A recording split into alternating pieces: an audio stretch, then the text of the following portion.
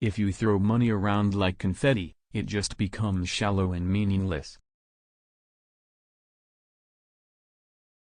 Business gives you a massive high. Doing a great deal, coming up with an inspirational solution.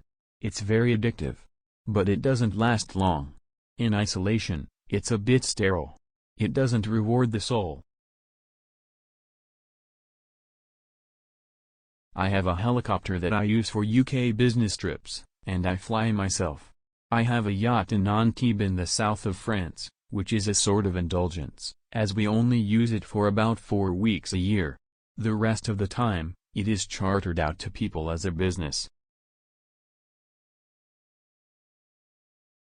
My father was unwell when I was 11, had a stroke at 14 and died when I was 18. My mother going to work at 7 in the morning and coming back to look after him and me and my brother left its mark on me. Okay, I've made a preposterous amount of money. But I was born with the attributes needed to do it.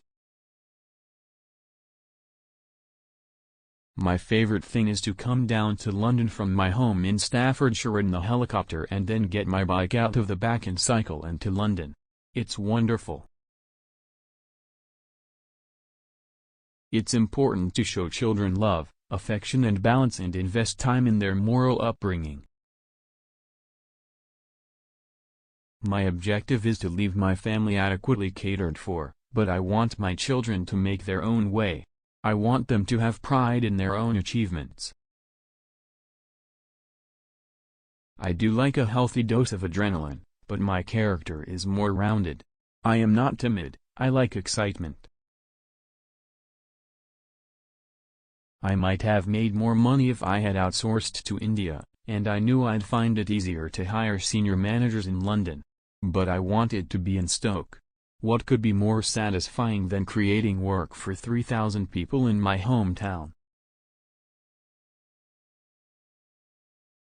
Business is about being the best that you can be, and there are always glowing examples of people that we can all learn from.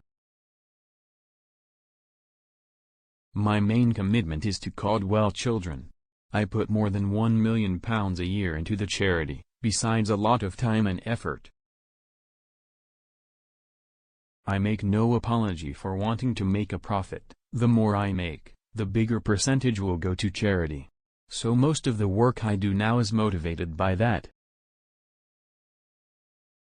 My philosophy is very much to encourage my children to forge their own success and happiness, even though that will undoubtedly involve much more modest levels of wealth creation. My second business would have succeeded but for competitors' jealousy. I was selling motorbike gear cheap, but the people I was undercutting complained to the manufacturer and cut off my supply. It showed me how corrupt business can be. When I sold phones, the same thing happened, but this time I was ready. Some of the things I did in my early career were massive learning curves because I had no one to guide me. You learn very quickly because it costs you torment and trouble. I would be the first to say that while a lack of money can cause misery, money doesn't buy you happiness. I can safely say that there are dozens of places on Titania to watch a film with friends. I would estimate there's something like 50 televisions on board, some of which are very big screen, some of which drop out of ceilings on the outdoor decks. When the country's indebtedness is so colossal and where the budget deficit is so huge, there is a moral obligation on people to pay their fair and reasonable dues. There are lots of brownfield sites in Stoke, but they are not suitable for building executive homes. It needs to be surrounded by fields. It needs to be on greenbelt land. That's what executives want. The only really important thing, at the end of the day, is your health. If you haven't got that, then all the money in the world isn't going to bring you happiness. I was bullied at school for my red hair. Today I still come out fighting hard. I give as good as I get. In business, it's about finding solutions, not being rolled over. I'm known for value for money. I was brought up to be frugal, and it's definitely a factor in my success. I was born in the 50s, which was a frugal era, and my family had to be very careful with money out of necessity. In the early days, I had everything to prove. A very working-class lad with a burning ambition. A very crude way of measuring success is how much you are worth.